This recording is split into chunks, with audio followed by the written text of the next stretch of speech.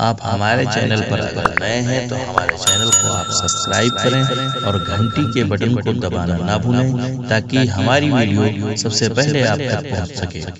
और हमारी वीडियो को आप लाइक करें, शेयर करें और कमेंट करें। वो पूरा नहीं होता, वो पुख्ता नहीं होता। और अंसारी साहब ने अच्छी शुरुआत की, एक अगला कदम उठाया है अपने लिटरेचर के माध्यम से। हमें पूरा यकीन है कि इन खेलों की रोशनी में हम और आगे बढ़ेंगे। और मैं आज उनकी किताबें भी मैं जरूर पढ़ना चाहूंगा। और अली अंसारी साहब भी और तमाम बड़े बुजुर्ग मौजूद हैं, तो एक अच्छा प्रोग्राम है। इस तरह का प्रोग्राम जो है हमेशा होते रहना चाहिए। तमाम जो एक जिम्मेदार लोग इस हॉल में मौजूद हैं और जो समाज को एक दिशा, एक दशा देने के लिए हम सब बहुत ही चिंतित रहते हैं, हमेशा चिंतन करते हैं, हमेशा एक दूसरे से चर्चा करते हैं कि किस तरीके से हमारा समाज जो है आगे बढ़े, तरक्की की नई ऊंचाइयों को छुए। वो तरक्की सामाजिक होगी, साहित्य में होगी, आर्थिक होगी, हर तरीके से।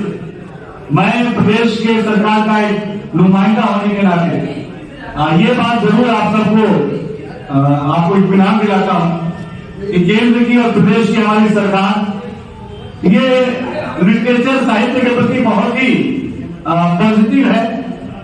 खासतौर पर हमारे उर्दू जबान के लिए, अरबी जबान के लिए, तमाम अलग अलग जबानों में जो लिटरेचर है उसके तरक्की के लिए, उसके बेहतरी के लिए हमेशा हमारी सरकार पॉजिटिव काम करती है।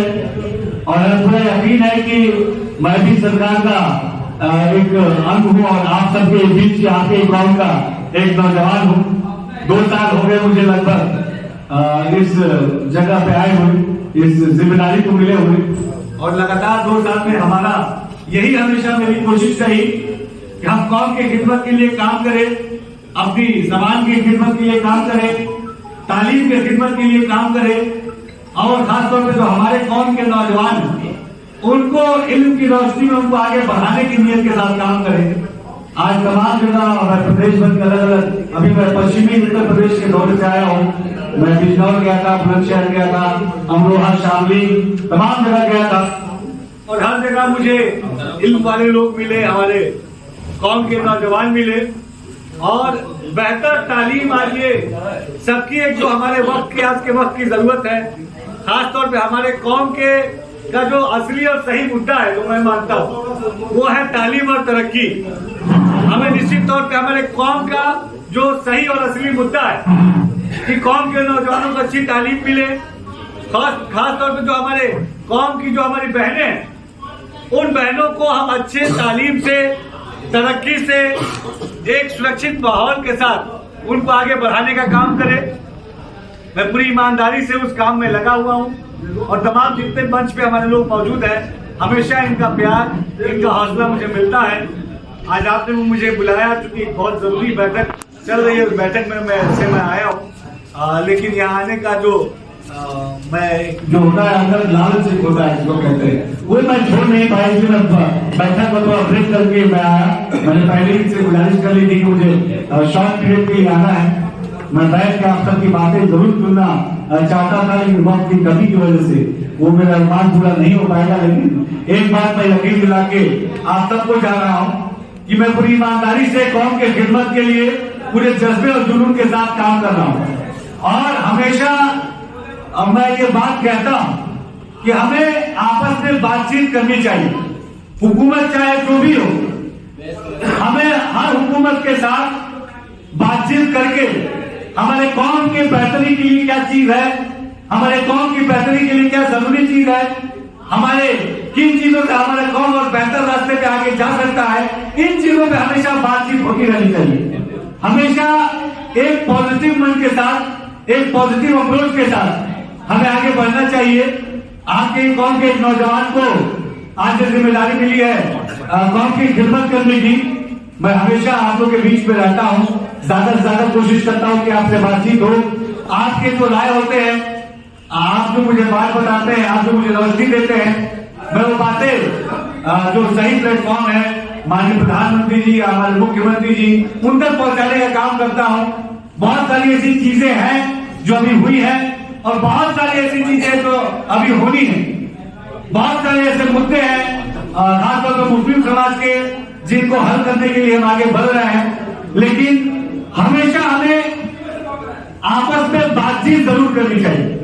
आपकी जो भी बात हो, आज मैं इस जिम्मेदारी पे हूं कि आपकी बात मैं आगे तक पहुंचा सकता हूं, तो आपको भी हमेशा जो आपके सुझाव है, आपकी बातें हैं, वो मुझे जरूर बतानी चाहिए। मैं भी कुछ आपसे डिस्कस करूं, एक दूसरे से तालमेल बैठा के, एक दूसरे के साथ बातचीत करके अपने कौम को तरक्की और तालीम की तरफ आगे ले जाना है। यही मेरी एकमात्र मंशा है और ईमानदारी से मैं उस मंशे पे काम कर रहा हूं और मुझे पूरा यकीन है कि मेरे मंशे पे आप सबको यकीन होगा और मुझे केवल और केवल आपका प्यार चाहिए, आपका हौसला चाहिए।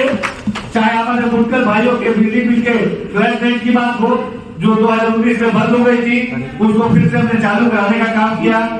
इंशाअल्लाह आप लोग अगर ताकत देंगे तो इसको फिर से और रिवाइज करके उसको और मिनिमम करने की बात करेंगे। हमारा मदरसा आधुनिकरण के जो टीचर है, जिनका केंद्रांश और राज्यांश का बहुत दिन से मसला है, वो भी हम दूर करने के दिशा में तेजी से आगे बढ़ रहे हैं। हमारे जो अल्पसंख्यक बहुल क्षेत्र है, जहाँ मुस्लिम भाई बहन बहुत बड़ी तादाद में रहते हैं, पहले वो उत्तर प्रदेश में केवल 47 जिले ऐसे चिन्हित थे जहां प्रधानमंत्री जन विकास कार्यक्रम एक प्रोग्राम है सेंट्रल गवर्नमेंट का, जिसके माध्यम से अल्पसंख्यक बहुल क्षेत्र में इंफ्रा डेवलपमेंट, और इंफ्रा डेवलपमेंट का मतलब है अल्पसंख्यक बहुल क्षेत्र में स्कूल, पॉलिटेक्निक, ITI ये बनाने का वो प्रोग्राम। तो पहले वो 47 जिलों में था, लेकिन आपको बताते हुए बहुत खुशी हो रही है कि मेरे उत्तर प्रदेश में मिनिस्टर बनने के बाद मैंने उत्तर प्रदेश के 75 जनपद में इसको लागू कराने का काम किया।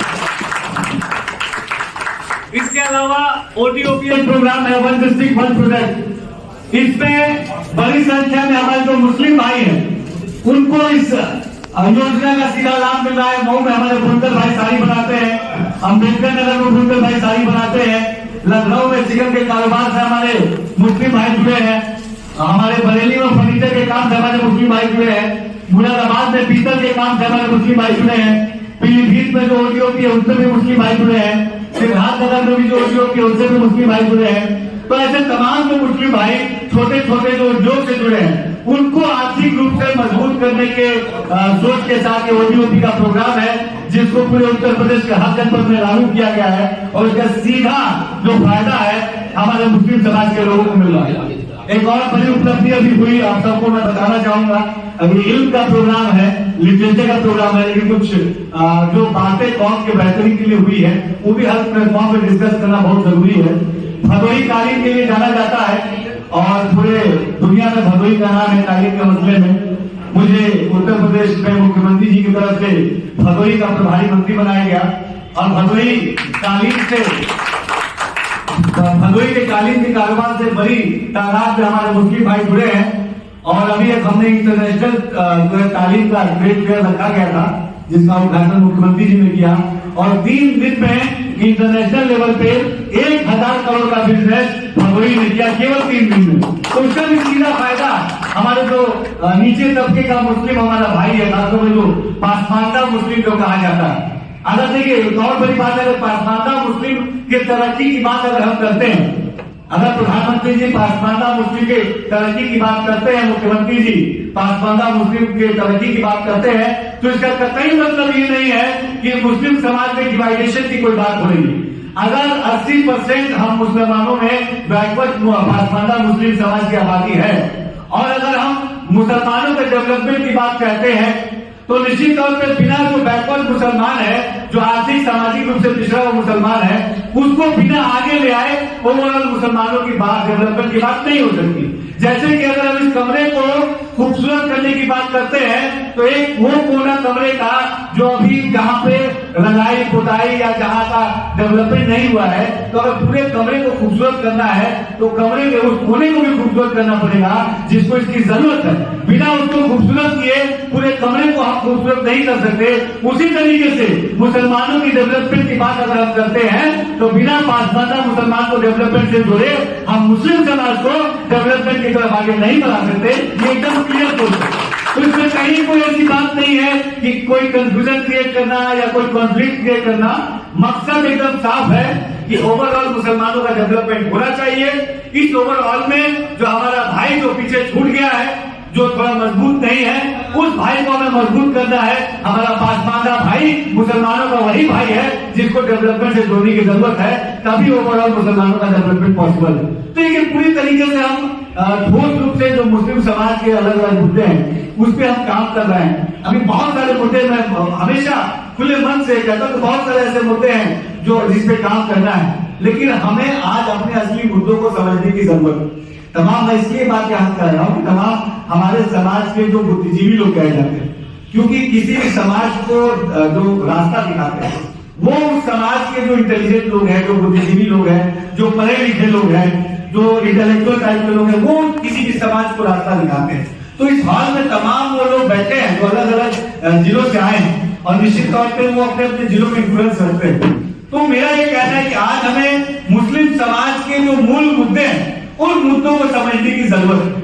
हमें गलत मुद्दों में नहीं उलझना है, हमें मुसलमानों के सही मुद्दों को समझना है। और मेरे ख्याल से मुसलमानों का जो असली मुद्दा है वो मुद्दा है कि उनको अच्छी तालीम मिलनी चाहिए, मदरसा शिक्षा की बेहतरी होनी चाहिए, अल्पसंख्यक बहुल क्षेत्रों का विकास होना चाहिए, मुस्लिम बहनों के स्किल का डेवलपमेंट होना चाहिए, अल्पसंख्यक क्षेत्रों को विकास से जोड़ते हुए वहां पे स्कूल, कॉलेज, ITI, पॉलिटेक्निक, ये तमाम चीजें वहां मुहैया करानी चाहिए। तो बेसिक जो उनकी जरूरतें हैं उनको पूरा करना चाहिए और इसी एजेंडे, इसी लक्ष्य के साथ मैं काम कर रहा हूँ। मेरी नियत में पूरी ईमानदारी है, मेरे अंदर जोश है, जज्बा है और मुझे केवल और केवल आपका हौसला चाहिए, आपका प्यार चाहिए। और एक बार प्यार से आप केवल 20 मिनट तक दबा देंगे। मैं आपको ईमानदारी से बता रहा हूँ कि कौन की खिदमत के लिए जो भी चीज जरूरी होगा इंशाअल्लाह ये दानिश आजाद अंसारी वो चीज जरूर पूरा करेगा, क्योंकि मैं इन्हीं गलियों से, इन्हीं मोहल्लों से पल के बाद मैं तमाम कौम के दर्द को समझता हूँ, तमाम